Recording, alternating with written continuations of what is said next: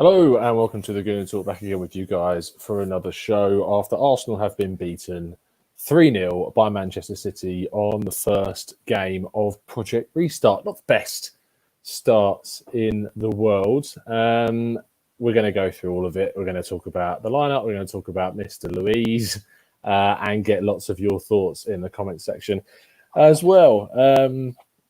Reason for the hat is that the hair is completely, it's beyond question now. It's David Luiz-esque. It's getting to that point.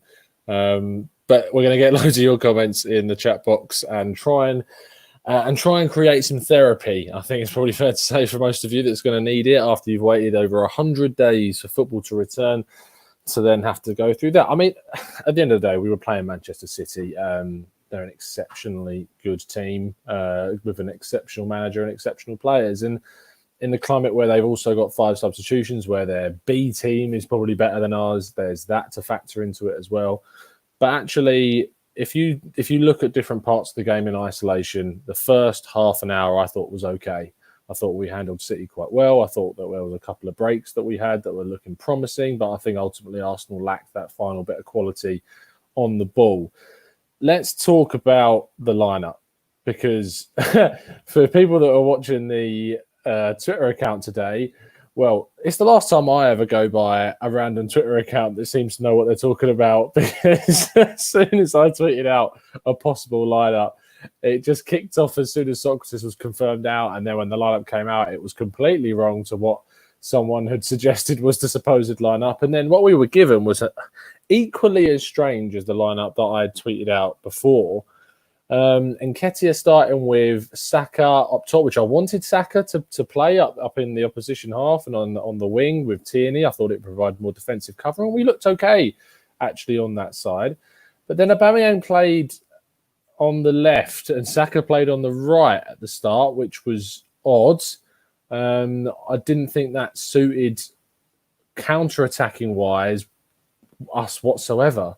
Because what happens when you play with inverted is that you need to stop, you need to cut inside, because Aubameyang is very heavily right-footed, Saka is very heavily left-footed, and it slows the play down. Had you played with Saka on the left, Aubameyang on the right, and being able to cross the ball straight into the box for Nketiah, I thought we might have had a bit more luck. But I just think that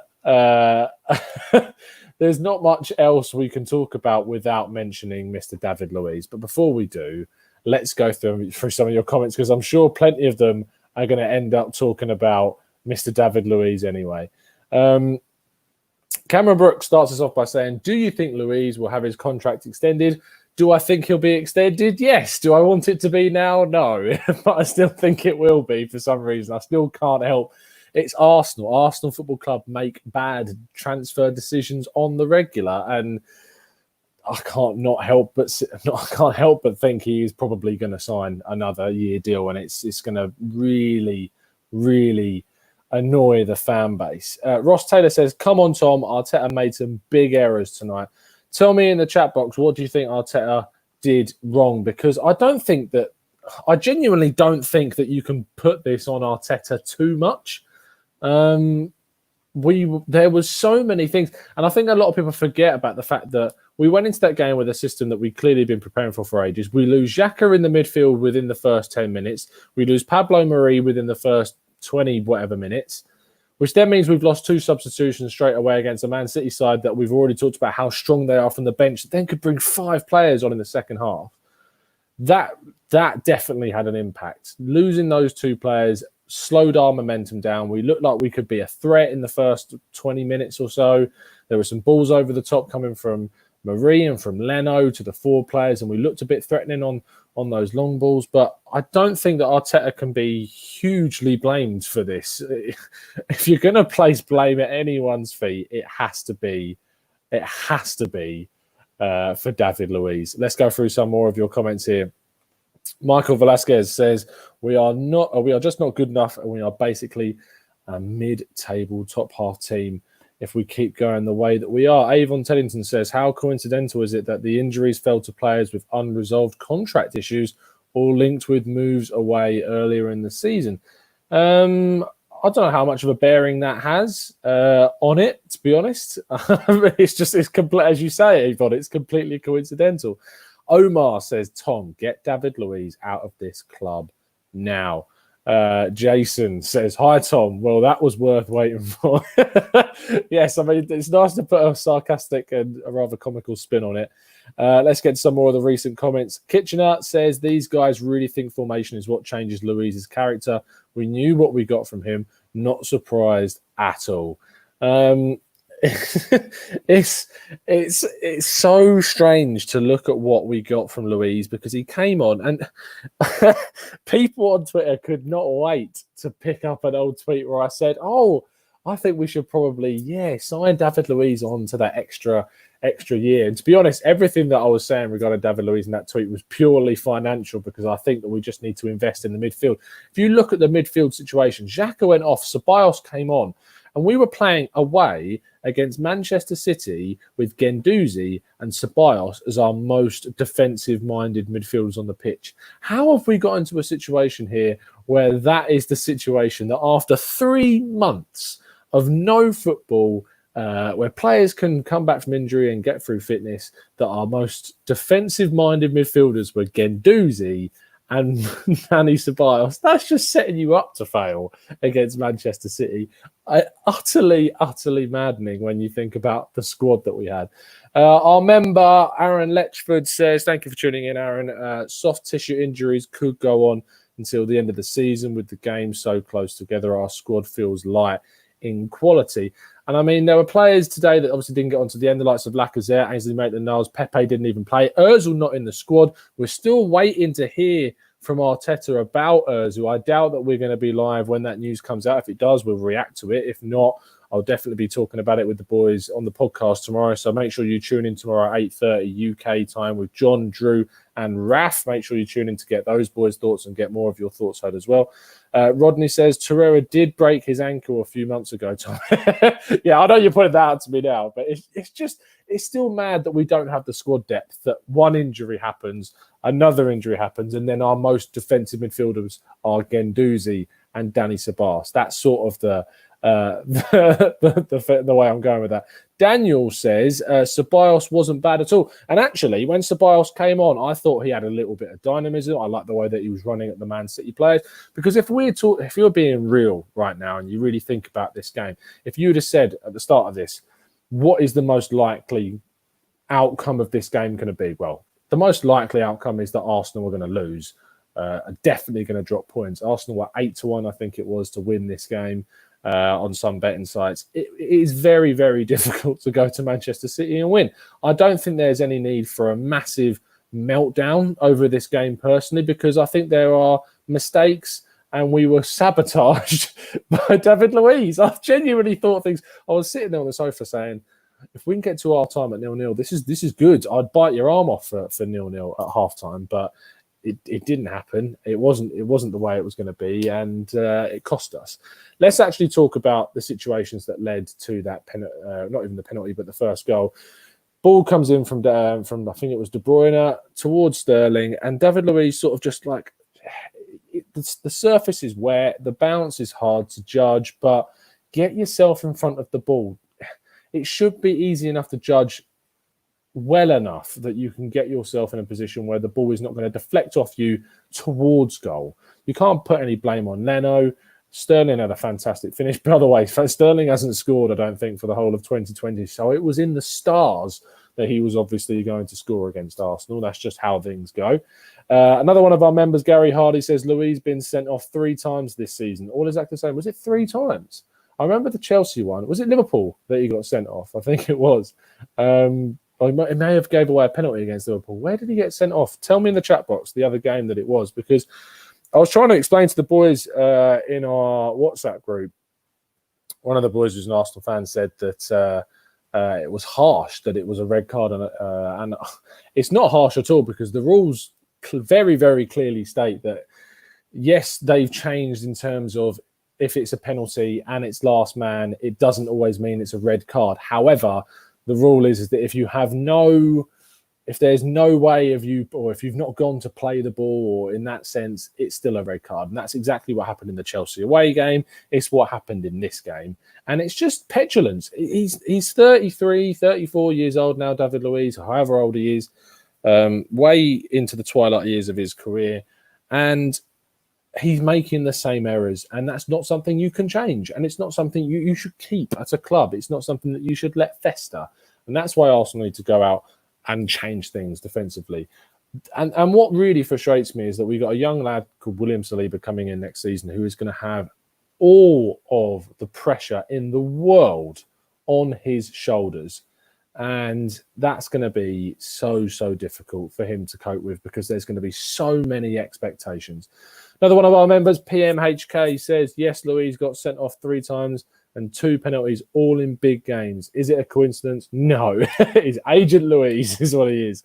Daniel says it's both. He gave away penalties and got sent off against both Liverpool and Chelsea. It's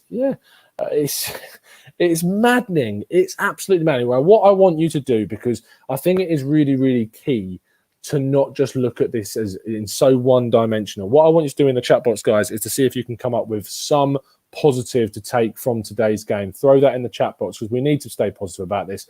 I genuinely didn't expect us to. I think I predicted from there. I think I predicted 3-0 actually in yesterday's Raw Reactions preview show. So that's not surprising. So let's throw some positives in the chat box that we can have a talk about. Gary Hardy, another one of our members. Thank you, Gary, for tuning in. Says Mustafi been easily our best centre back this season. How funny is that? Is that this guy that we were criticising so much has actually turned out to be the best centre-back that we've got so far. Zamir agrees with him. Anonymous, Mustafi was good. Positives, Michael says that we didn't get spanked 6-0. Yeah, that's also a positive. Can I just point out also is that I'm praying that Garcia is okay because that was a horrific collision with Ederson. I genuinely... how he wasn't knocked straight out. He might have been knocked straight out. They took all the precautions, but that was one of the worst collisions I've ever seen in a game of football. It was really bad. So obviously thoughts go out to Garcia. Hope he's okay. Goose says, regardless of Luiz, that's worrying how shocking we were. I'd say there was nothing positive. I don't agree that there was nothing positive. I think there were certain performances in the team that were promising. I think Ceballos was definitely one. I think Mustafi was even though we lost 3-0, was actually okay. I think Leno had a good game, even though he conceded 3 goals, which is strange when you talk about a goalkeeper like that. Euro says we attacked City, and at times we did. I think City definitely were caught on their heels in terms of their fitness a bit at the start. And ultimately, we did shoot ourselves in the foot 100%. Charlie Warren says the fullbacks were okay. Tierney did quite well in patches as well. Bellerin did okay too. But I thought we were caught out in wide areas quite a bit, and that led to a couple of their goals. 100% Gooner TV says there's no positives. Let's be honest. Chris, with a fantastic question, says, Tom, how can Arsenal move forward? It's a really complicated question, Chris, if I'm being perfectly honest. The only way that you have to look at us in terms of moving forward is that we need to change things throughout the club. I think Arteta is a massive positive change. I think that we need to be more savvy in the transfer market. We need to bring in players that are beneficial, that improve us, that upgrade us. We need to be more ruthless with the squad that we've got, 100%.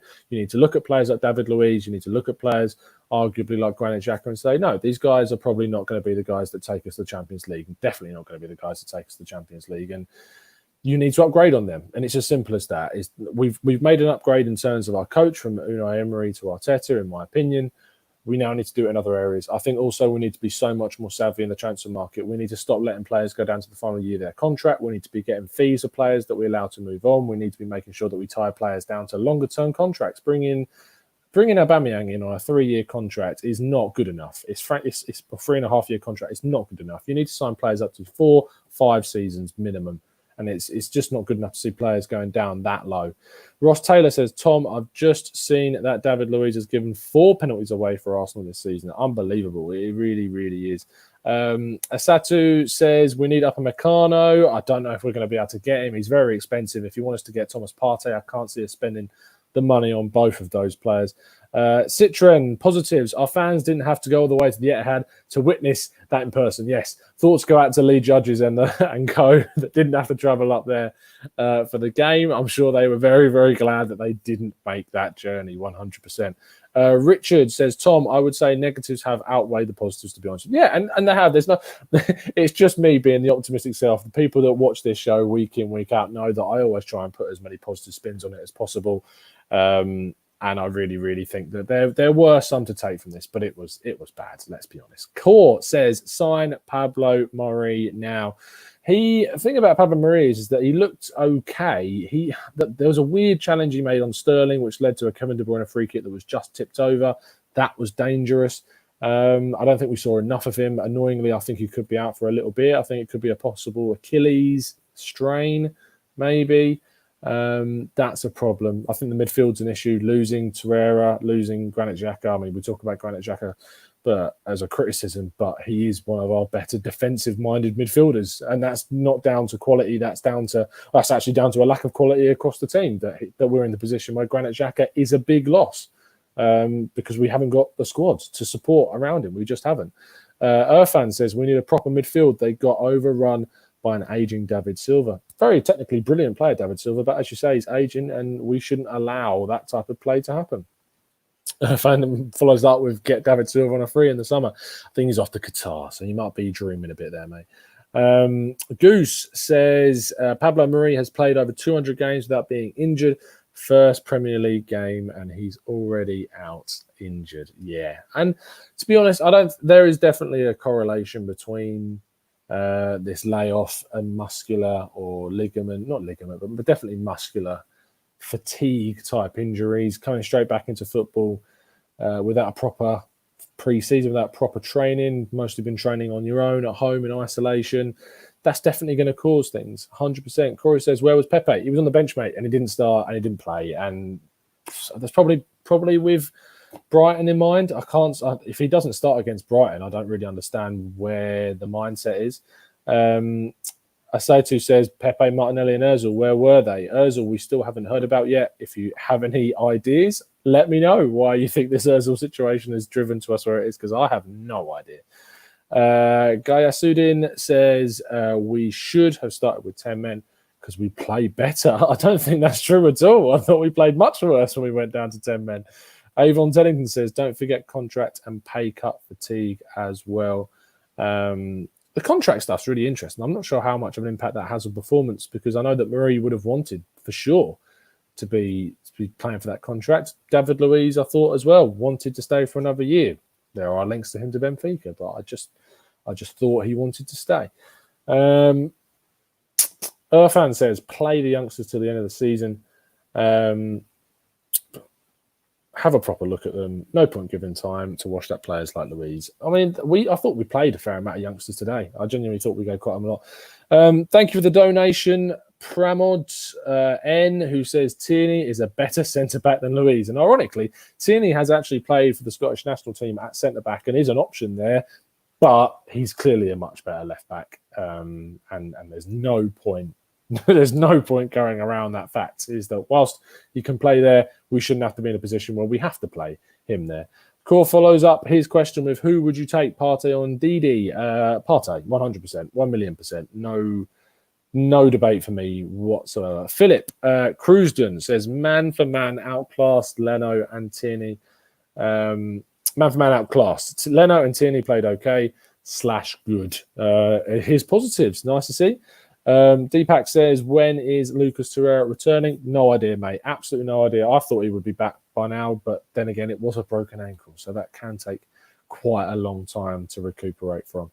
Richard Kamuntu says, let's commend Leno because he was really superb all in all, and no one played well like him. He played some really good saves, and every single time he plays well, all I can think of is that as soon as Neuer hangs up his gloves, he's off to Bayern Munich. So enjoy him while we've got him, people. O'Malley says, our fitness and conditioning staff has been absolutely trash for 8+ years.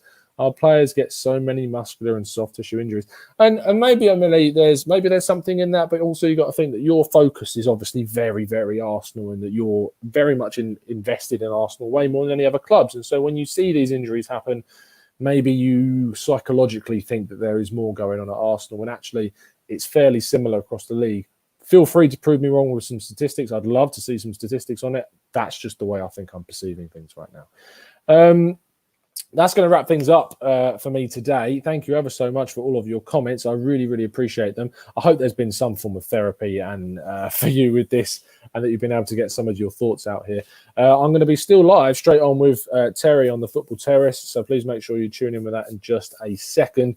And tomorrow night at 8:30 p.m.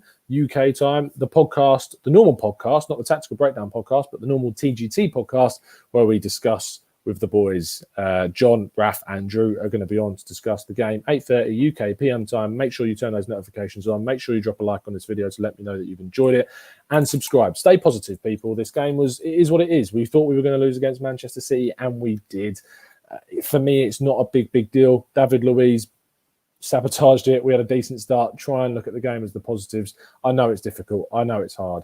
Enjoy the rest of your evening. I'll see you soon. If you want to join us over on the Football Terrace, please do. See you soon. Much love.